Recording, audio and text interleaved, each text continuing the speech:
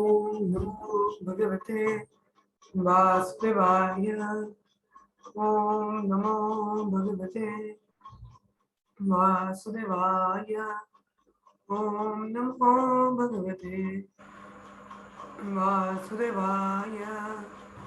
नारायणं नमस्कृत्यं नरं चैव नरोत्तमं देवीं सरस्वतीं व्यासं ततो जयमुदीरयेत्। नष्टप्रायेषु भद्रेषु नित्यं भागवतसेवया भगवती उत्तमश्लोके भवतद्भक्ति नष्टकी त्वयि। ओम अज्ञानतिमिरान्धस्य ज्ञानाञ्जनशलाकया चक्षुरुन्मिलितं येन तस्मै श्रीगुरुवे नमः। वंशकल्पतरुभ्यश्च कृपासिन्धुभ्यः च पतितपावनेभ्यो विष्णुभ्यो नमो नमः।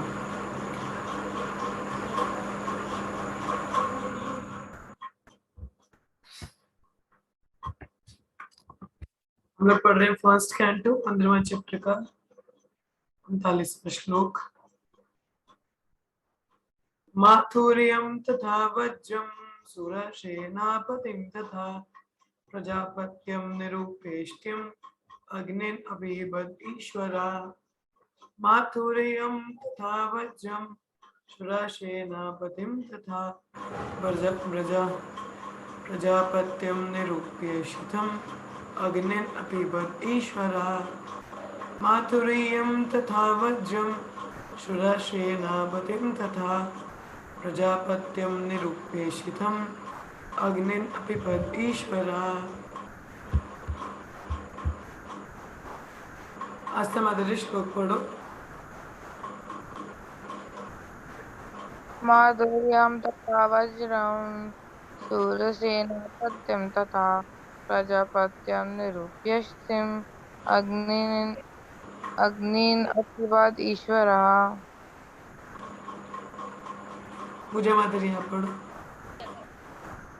मथुरायं तथा व्रजं शूरसेनापतिं तथा प्रजापत्यं निरुपेक्षितम् अग्निन् अपिबद ईश्वरः।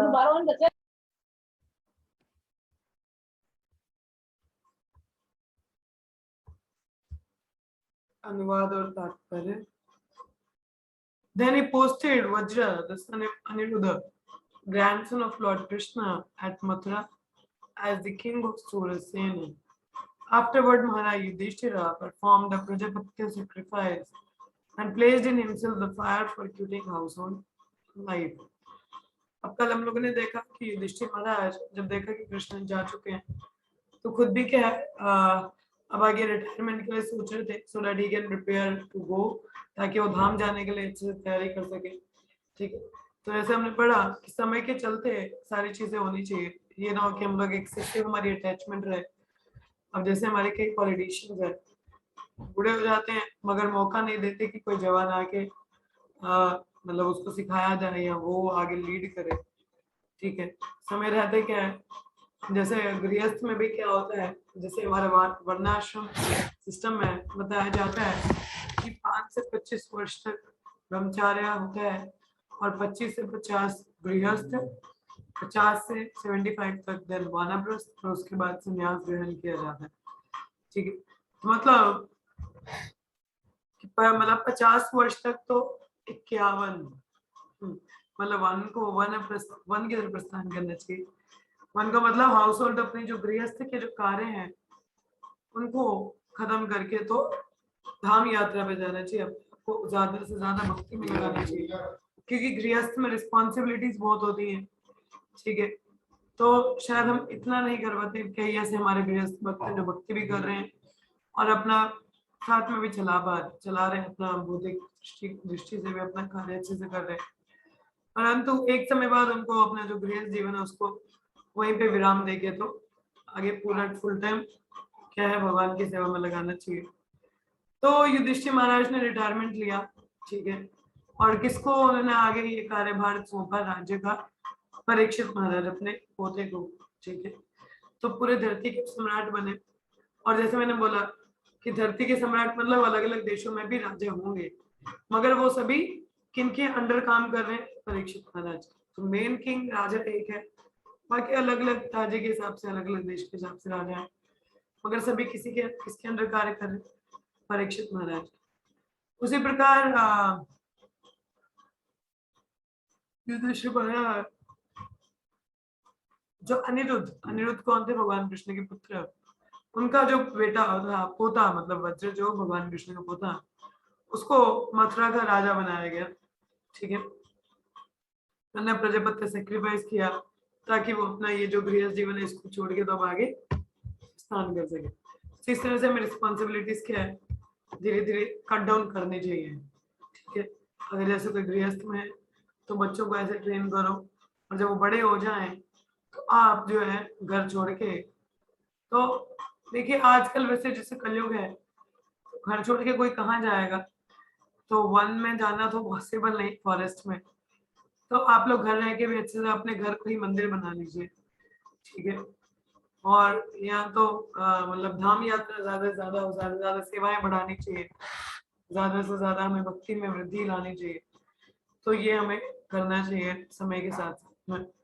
ठीक है, जैसे मैं अभी आप लोगों के पीछे बता रही थी कि सिर्फ 16 माला 4 नियम ठीक है, ज्यादा बढ़िया है, परंतु हमें उन स्टैंडर्ड से और ऊपर उठना चाहिए, अपने स्टैंडर्ड्स को इंक्रीज करना चाहिए, सिर्फ वहीं तक नहीं टिक जाना चाहिए। अभी जैसे 16 माला कर रहे हैं, अच्छे से कर रहे हैं, फिर उसको थोड़ा और बढ़ाने का प्रयास करना चाहिए। हाँ, ज्यादा समय कृष्ण भारत में बिताना चाहिए, इस तरीके से।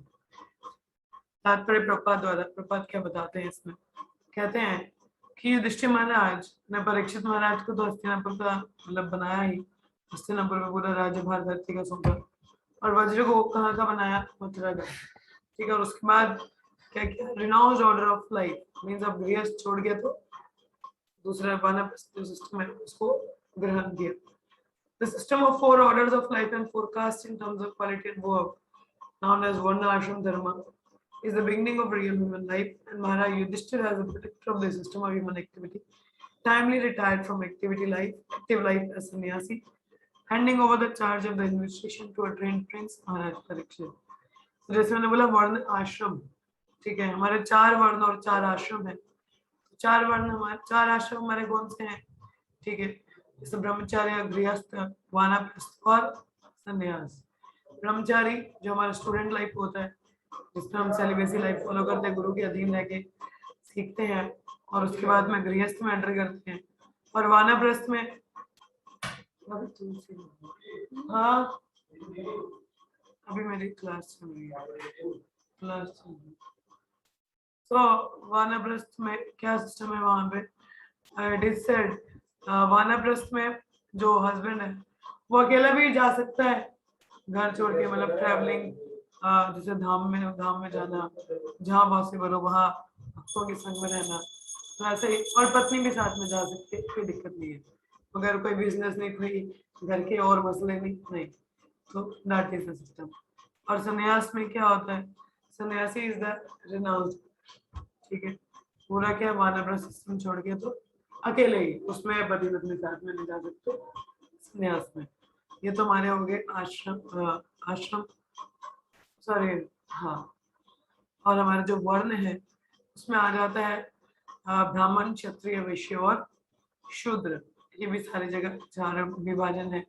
ब्राह्मण का कर्तव्य है ज्ञान देना, क्षत्रिय प्रोटेक्शन, और वैश्य हमारे जैसे बिजनेस कम्युनिटी है, और शूद्र जो बाकी 3 जो ऊपर की वर्ण है उनको सेवा करना। ठीक है, तो यही से वर्णाश्रम धर्म से असली मनुष्य जीवन का आशीर्वाद होता है। और युधिष्ठिर महाराज यहाँ पे वानप्रस्थ नहीं, सॉरी, यहाँ पे संन्यास लिखा है, तो संन्यास ऑर्डर एक्सेप्ट करते हैं बाद में। ठीक है, परीक्षित महाराज को प्रॉपर्ली ट्रेंड किया होता है एडमिनिस्ट्रेशन में, तो उनको कार्यभार सौंपा जाता है। ठीक है, तो जैसे मैंने अलग वर्णाश्रम धर्म मनुष्य जीवन को 4 आश्रम और 4 वर्णों में विभाजित करता है, अभी मैंने बताया उनके बारे में। ठीक है, तो जो मॉडर्न पॉलिटिशियन है, जैसे मैं पहले को उदाहरण दे रही थी, वो रिटायर नहीं होना चाहते, अपनी कुर्सी से बड़े आ सकते हैं, बूढ़े हो जाते हैं, इतनी क्षमता नहीं है, रिटायरमेंट नहीं लेते। तो युधिष्ठिर महाराज से हमें सीख लेनी चाहिए, वो एक आइडियल राजा की तरह है कि कैसे हमें वॉलेंटरली टाइमली रिटायरमेंट ले लेना चाहिए। ठीक है, ये नहीं कि हम अपनी पोजीशन से आसक्त हो जाएं, पैसों से आसक्त हो जाएं, नहीं, समय रहते क्या देखिए, जैसे अभी भौतिक जगत में तो कार्यकलाप हमें करने ही पड़ते हैं, तो उन कार्यकलापों से समय आते ही हमें उनको इमीडिएटली रिटायरमेंट भी ले लेना चाहिए। ठीक है, इतना पैसा कमा लो, उसके बाद में रिटायर होके अपना आराम से भक्ति करो। ठीक है, ऐसा करना चाहिए। तो voluntarily retire from active administrative life to prepare himself for next life। आपको पता है रूप गोस्वामी सनातन गोस्वामी के बाद तो वो क्या है, किसी मोहम्मदन सरकार के अंदर एक प्राइम मिनिस्टर के मतलब काफी ऊंची उपाधि पे कार्य करते थे, तो उनको बिल्कुल समय नहीं होता था कि गवर्नमेंट जॉब थी उनका, तो बिल्कुल समय नहीं मिल पाता था कुछ करने का। तो एक बार उन्होंने झूठी बोल के क्या हुआ, घर पे 7 दिन तक शास्त्र पढ़ रहे थे, भक्तों का संग करते थे। तो बोला कि नहीं नहीं, हमें पूरा समय अब शास्त्र अध्ययन में या भक्तों के संग में लगाना है।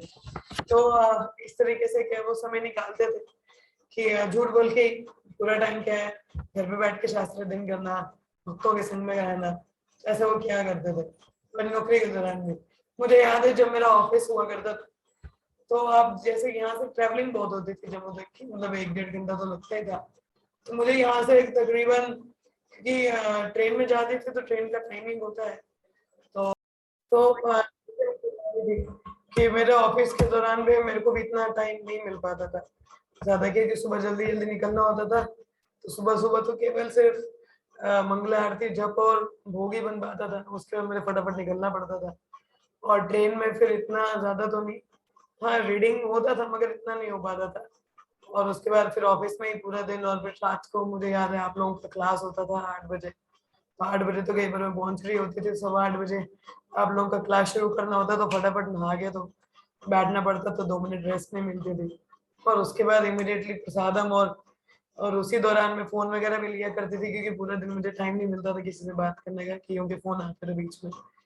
तो ऑफिस टाइम मेरा काफी बिजी होता था, और एक संडे होता था तो वो भी अगर मंदिर चले जाओ तो पूरा दिन वही निकल जाता था। तो ऐसे में काफी बिजी टाइम था। तो कई बार उस समय मैं सोचा करती थी कि मेरे को भी 2 दिन 1 हफ्ता छुट्टी लेके तो बैठूंगी, मुझे किताबें पढ़नी है। तो इतना समय नहीं मिल पाता था कि पढ़े कभी, क्योंकि ऑफिस टाइम काफी बिजी रहता था कि उस टाइम में श्रवण हो पाता था मगर रीडिंग इतना नहीं कर पाती थी मैं। तो मैं भी सोचती थी कि मैं ऐसे दिन छुट्टी लेके तो आराम से बैठूंगी तो वैसा रहेगा। तो और देखिए हाँ, भगवान ने ऐसी इच्छा पूरी की, अब घर पे बैठो जितना मर्जी पढ़ो। अब कोविड के चक्कर से लोग घर पे ही हैं, तो जितना मर्जी आप लोग पढ़िए, तो वैसा है। खैर अभी भी इतना, अभी तो खैर बहुत समय है, ऐसी बात नहीं है, देखिए भगवान की कृपा से अभी भी शेड्यूल काफी बिजी रहता है। देखिए अब किताबें पढ़ने का समय रहता है ज्यादा से ज्यादा। तो इस तरीके से हमारा जो है वो हमेशा रहना चाहिए कि क्या पता भगवान किस रूप में आपकी इच्छा पूरी करे, हमें नहीं पता। तो मेरी भी इच्छा होती थी कि कभी तो मैं बैठूं और आराम से किताबें पढ़ दूं, अब घर पे ही है। अब पढ़ो जितना पढ़ना है। तो इस तरीके से हमेशा सदा हमें क्या है, बेशक हम लोग समय के अनुसार हमें कार्य करने पड़ते हैं, जैसे मैंने बोला अब गृहस्थ में तो हमारी रिस्पॉन्सिबिलिटीज हैं। जैसे हमारी साधुमती माता जी हैं, तो माता जी ने बताया कि उनकी मदर इन लॉ बीमार है, तो ये रिस्पॉन्सिबिलिटी पड़ गई ना, अब उनको भी देखना है, घर में बच्चे हैं, फैमिली है, सब कुछ देखना है। तो कहाँ से इतना समय मिल पाता है कि हम लोग रीडिंग हियरिंग कर सकें। तो इसलिए समय रहते वॉलेंटरी हमें क्या है, इन बिजनेस को छोड़ना चाहिए ताकि हम ज्यादा से ज्यादा समय अपने भजन में दे सके। अभी आप लोग बोलोगे माता जी हम गृहस्थ में, इसका मतलब ये नहीं भक्ति नहीं कर रहे हैं, आप कर रहे हैं, मना ही नहीं है, मैंने नहीं बोला कि नहीं कर रहे हैं। मगर देखिए आप खुद ही देख लीजिए, कभी भी आपको कोई भी कार्य बढ़ जाते हैं तो आप क्या उतना समय दे पाते, नहीं दे पाते है ना, क्योंकि बाकी रिस्पॉन्सिबिलिटीज भी है। तो इसीलिए ऐसा में रहते रिटायरमेंट लेनी चाहिए और अपना ये हाउस होल्ड बिजनेस कंप्लीट करके, तो ताकि ज्यादा से ज्यादा समय भजन भक्ति में बढ़ाया जा सके। और धीरे धीरे हमें ऐसा गृहस्थ में भी करना चाहिए कि हम ज्यादा से ज्यादा समय भजन में ऐसा लगा सके, भक्तों को बुलाते रहे घर पे नियंत्रण, क्योंकि हम लोग इतना तो खुद संग नहीं ले पाते, तो कम से कम भक्तों को घर पे बुलाते रहे, तो उनसे श्रवण करें। मुझे याद है प्रभुपाद जब गृहस्थ जीवन में थे तो वो बिजनेसमैन थे, मतलब इलाहाबाद में उनका बिजनेस था फार्मेसी का, तो काफी उनका बिजी शेड्यूल रहता था, मगर वो प्रयास करते थे कि शाम के समय कुछ वैष्णव उनके घर आए, प्रसाद उनको वो खिला सके और कुछ चर्चा हो सके, कीर्तन हो सके। तो ये गृहस्थियों का सही में एक रहता है। सॉरी मुझे यहाँ पे ये गृहस्थ की क्लास नहीं चल रही, बट मैं आपको बता रही कि कैसे हमें समय रहते चीजों को संभालना चाहिए। ठीक है, तो जैसे बोला कि हर किसी के जीवन को इस तरीके से अरेंज करना चाहिए कि जो अंत समय है कि वो क्या है, अपने आप को प्रिपेयर कर सके, कम से कम जो अपने लास्ट के 15 से 20 साल है वो पूर्णतः भगवान की सेवा में लगा सके। अब देखिए हमें पता तो है नहीं कि हम लोगों ने कितने साल जीना है, तो फिर भी प्रयास करना चाहिए कि ज्यादा से ज्यादा भगवान की सेवा में लगा सके। ठीक है, कम से कम जैसे मतलब 15 से 20 साल तो कम से कम पूरी तरह भगवान को समर्पित करने चाहिए, ताकि हम जो हमारा परम लक्ष्य है जीवन का, हाईएस्ट परफेक्शन, उसको अटेन कर सके। ठीक है, तो इसीलिए ये पूर्णतः बेवकूफी होगी कि हम और ज्यादा अपनी इंद्र तृप्ति को बढ़ाएं और ज्यादा उसको और पैसा कमाने के चक्कर में अपना जो कीमती समय है उसको गवाएं। नहीं, भक्त को इतना चतुर होना चाहिए कि अगर वो भौतिक जगत में आध्यात्मिक जगत में कार्य भी कर रहा है तो वहां पे भी अपने आध्यात्मिक कार्यकलाप जारी रहे, ज्यादा से ज्यादा समय वो भक्ति में निकाल सके। ठीक है, यहाँ पे लिखा है क्योंकि ज्यादा से ज्यादा अगर हमारा मन इन भौतिक कार्य में लगा रहेगा तो इंद्र तृप्ति की जो टेंडेंसीज है वो ज्यादा बढ़ जाती है। ठीक है, तो उसमें से फिर उस कंडीशनल लाइफ, उस भौतिक जगत की जो बॉन्डेज है उससे निकल पाना इतना आसान नहीं हो पाता। हम लोग तो खुद ही उसमें इतने एंगल हो जाते हैं, अरे नहीं अभी मेरे बच्चे हैं, फिर उनकी पढ़ाई है, फिर उनकी शादी है, अरे नहीं फिर अब बहुएं आ गई हैं। बहुत मुश्किल है इसे। ठीक है, तो हमें क्या है, so we need to get free. तो धीरे धीरे हमें खुद ही प्रयास, जैसे मैंने बोला कि गृहस्थ में रह के भी, अब देखिए अगर हम इतना ना जा सके प्रोग्राम्स में, कि भक्तों के घर में प्रोग्राम होता है हम नहीं जा पाते, तो कम से कम हम वैष्णवों को घर पे बुलाएं, उनका संग ज्यादा से ज्यादा, क्योंकि जितना ज्यादा हम श्रवण कीर्तन करेंगे उतना ही ज्यादा क्या होता है, हमारी जो विरक्ति होती है भौतिक जगत की, जो मटेरियल अटैचमेंट है, इनसे क्या होता है, आसक्ति हमारी जाती रहती है। So, यहाँ पे लिखा है कि no one should follow the suicidal policy of neglecting one's supreme task of attaining the highest perfection of life, namely going back to Godhead. तो हमें यहाँ पे बोला सुसाइडल पॉलिसी। सुसाइडल पॉलिसी का मतलब, सुसाइड का मतलब क्या होता है, आत्मदह, आत्महत्या करना। सुसाइडल पॉलिसी ये है कि अपने आप को अपने भक्ति से दूर लेके जाना, इंद्र तृप्ति में और ज्यादा से ज्यादा लगाना, तो ये आत्महत्या ही है एक तरह से, कि भगवान की सेवा में नहीं लगे। ठीक है, तो हमें हमेशा प्रयास करना है, किसी भी आश्रम में है ज्यादा से ज्यादा हम क्या है, भगवान की सेवा में अपने कार्यकलापों को लगा सके, उनका चिंतन कर सके। जैसे अभी मैं पिछले दिन एक कोट पढ़ रही थी तो मालकृष्ण महाराज जी द्वारा, महाराज ने उसमें बता रहे थे, कहते कि ये नहीं है कि आप फिजिकली कितना कार्य कर रहे हैं, ये निर्भर करेगा कि आपकी चेतना कहाँ है। ठीक है, आप जब बोले माता जी मैं तो पूरा दिन 16 माला की, फिर ये श्रवण किया, फिर कीर्तन किया, फिर भक्तों का संग किया, फिर प्रसाद बनाया, वो सारा दिन ऐसे बिजी चला जाता है। अच्छी बात है, ये तो बहुत अच्छी बात है, मगर ध्यान दीजिए आपकी चेतना भी वहां पे थी कि नहीं।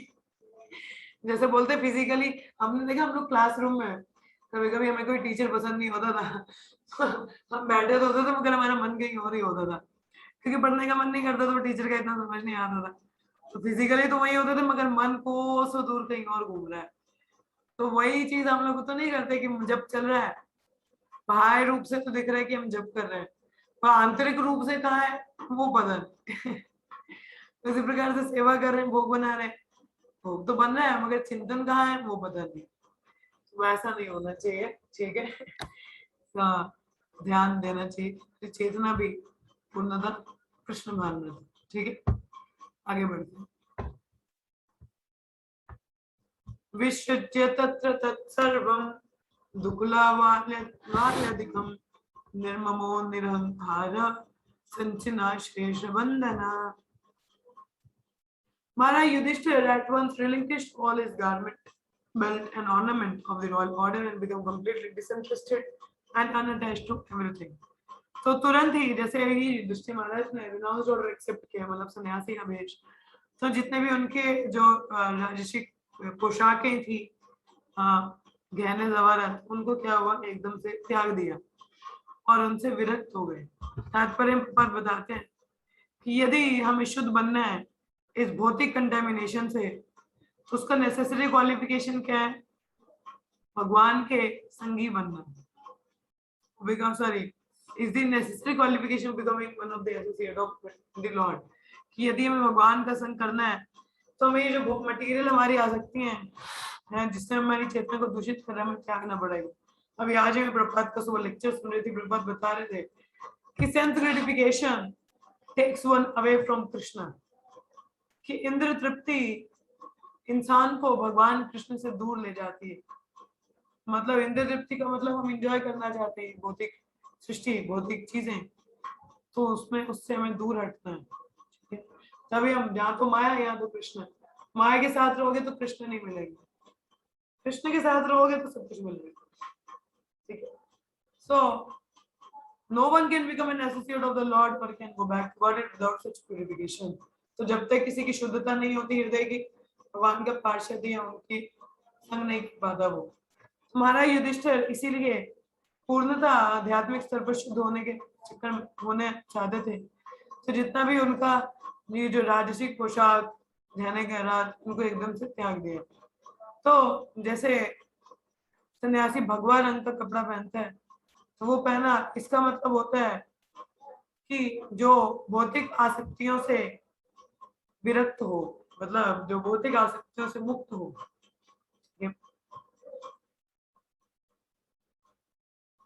He become disinterested in kingdom and family। और युधिष्ठिर महाराज को बिल्कुल भी अपने राज्य परिजन, हाँ, इनसे क्या हुए, मुक्त हुए। और ये जो मटेरियल डेजिग्नेशन है, अब देखो अब तो राजा भी नहीं, सर्वोपाधि विनिर्मुक्तम, उपाधि भी छोड़ दी, उपाधि भी परीक्षित महाराज को दे दी, बोला नहीं मुझे राजा भी नहीं, मैं जा रहा हूँ, ठीक है। तो इस तरीके से उपाधियां भी उन्होंने छोड़ दी। सो यहाँ पे लिखा है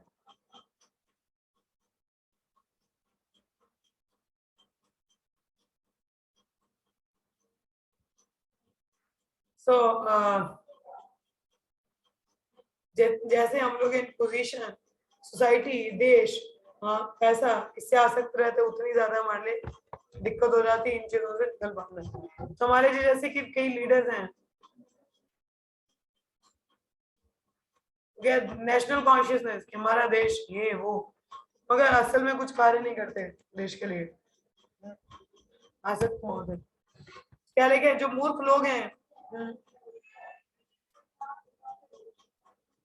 वो ऐसे लोगों से आकर्षित हो जाते हैं जो देश के लिए, देश चेतना में मरते हैं। युधिष्ठिर महाराज को देखिए जो अपनी चेतना आगे के लिए बढ़ा रहे हैं। मतलब क्या है, इस भौतिक जगह से निकल रहे हैं विदाउट एनी नेशनल कॉन्शियसनेस कि मेरा देश, मेरा वो ना, एक ही चेतना में बनानी है और वो है कृष्ण चेतना है, कृष्ण भावना में तो ना, ठीक है।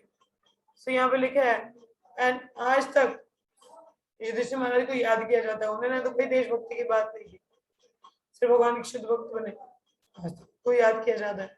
मगर केवल आप सिर्फ भौतिक दृष्टिकोण से उच्चतम पद पे या जाना चाहे तो कितनी देर तक लोग आपको यहाँ देखें,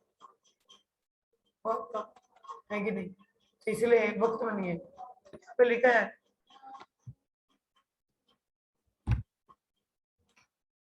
because people of the world were dominated by such pious kings, they were happy in all respect।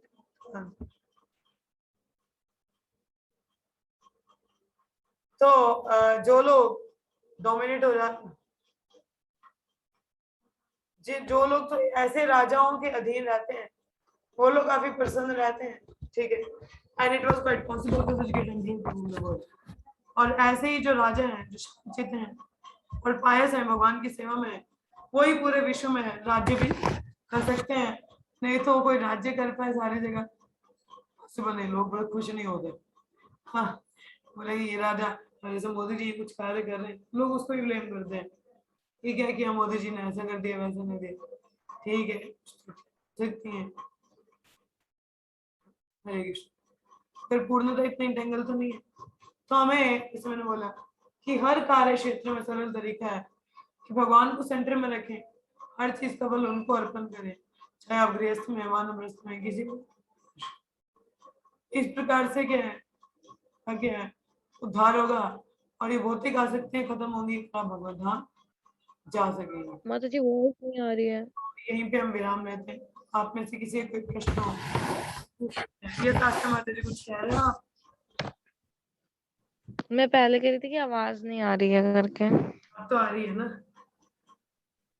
अब आ रही है। किसी का कोई प्रश्न है? कहने का अर्थ है कि समय रहते हमें टाइम रिटायरमेंट लेनी चाहिए।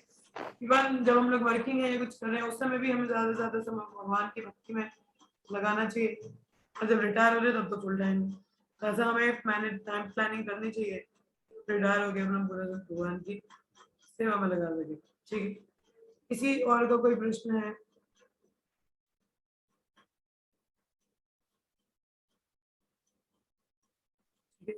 सो अभी आप में से किसी का कोई प्रश्न है? कोई कुछ कहना? माता जी मेरे को मेरा क्वेश्चन था। हाँ बोलो। माता जी हस्तिनापुर मतलब जैसे महाराज युधिष्ठिर जब किंग बने तो वो पूरे वर्ल्ड के बने थे ना, तो माता जी जो लाइक जहाँ कृष्णा थे जो द्वारिका या मथुरा वाला पार्ट था, तो जब वो किंग थे तो क्या वो नहीं थे मतलब पूरे वर्ल्ड के? कौन लोग, कौन वृंदावन मथुरा में? कृष्णा कृष्णा का जो वो चल मतलब कृष्णा का जो क्या बोलते हैं उसको, पीढ़ी परंपरा तो कृष्ण तो कृष्णा। द्वारकाधीश है बाबा जी, कृष्ण तो द्वारका के राजा थे। इवन जब वो मथुरा हाँ वृंदावन में थे तो वहां पे उन्होंने वापस राज्य उग्रसेन को दे दिया था। उग्रसेन को हाँ, राज्य। तो क्या वो वर्ल्ड के रूलर नहीं थे तब? नहीं, जो अब वर्ल्ड के राजा थे वो युधिष्ठिर महाराज को ही बनाया गया था। हस्तिनापुर और द्वारका में से अब ऑब्वियसली वर्ल्ड का राजा तो कोई एक वर्ल्ड ही के होगा राजा ना, नहीं थे माता जी, हस्तिनापुर। वर्ल्ड के राजा राजस्व यज्ञ के बाद में, क्योंकि वर्ल्ड के राजा क्योंकि उस समय ऑलरेडी हर देश के प्रांत के राजा थे। ठीक है, तो उस समय एक रूलर हाँ नहीं था उस समय वैसे। ठीक है, एक रूलर बाद में बना गया, उसके लिए से अश्वमेध यज्ञ किया गया। तो उसमें क्या होता है, घोड़ा हर एक राज्य में पूरे विश्व में भेजा जाता है। हाँ तो जो लोग तो एक्सेप्ट करते हैं अगर घोड़ा वापस आ जाए, तो कहने का मतलब होता है कि सभी राजाओं ने आपको अपना राजा माना है। ठीक है, और जहां से अगर घोड़ा किसी उद्देश्य मतलब चिट्ठी के साथ आता था तो मतलब वो राजा के साथ लड़ना, फिर अगर उस राजा को हरा दिया गया तो फिर मतलब वो राज्य भी आपके अधीन हो जाता है। अंडरस्टैंडिंग? तो वो ऐसा करना पड़ता था उसमें। हाँ ठीक है, समझ में आया? पहले हाँ तो माता सभी जी। अपने अपने प्रांत के राजा थे। जब कुरुक्षेत्र युद्ध के बाद में जब युधिष्ठिर महाराज को बिठाया गया तो उन्होंने वो अश्वमेध यज्ञ किया पहले, कि पूरे विश्व में राज्य राज्य स्थापना के लिए। और तब जब सारे जगह से घोड़ा वापस आए, एक वो जो जरासंध था वही था, वो नहीं एक्सेप्ट करता। फिर युद्ध हुआ था, वो हमने पढ़ा था, जरासंध के साथ लड़ाई हुई थी, सन को भी हाँ भीम ने उनको हराया था। फिर वो राज्य भी युधिष्ठिर महाराज के अधीन हो गए। फिर उस तरीके से हुआ था। ठीक है। यस माता जी। हरे कृष्ण। ओके, और किसी कोई प्रश्न? और कोई? चलिए, कोई प्रश्न नहीं है फिर यहीं पे विराम लेंगे। 3 बार हरे कृष्ण का जप करेंगे। हरे कृष्ण कृष्ण कृष्ण हरे हरे, कृष्ण हरे हरे हरे, राम हरे हरे राम, राम हरे राम, राम राम राम हरे राम हरे। राम राम हरे हरे, हरे कृष्ण हरे कृष्णा हरे कृष्ण, कृष्णा कृष्ण कृष्ण कृष्णा हरे हरे हरे, हरे, हरे राम हरे राम राम राम हरे हरे राम राम, राम हरे हरे कृष्ण हरे, राम राम कृष्ण हरे हरे हरे, कृष्ण, हरे कृष्ण कृष्णा हरे कृष्ण कृष्णा, हरे हरे, हरे कृष्ण राम कृष्णा हरे हरे राम, हरे, राम राम हरे राम हरे हरे हरे। राम, राम राम हरे। ग्रंथ धन्यवाद माता जी। ग्रंथराज श्रीमद् भागवतम की जय, श्री प्रभुपाद की जय, सही भक्तों की जय। Thank you so much, see you on the meeting. जय शाम जय को मिलेंगे आपको। हरे कृष्ण एवरीवन। हरे कृष्ण। हरे कृष्ण, हरे कृष्ण।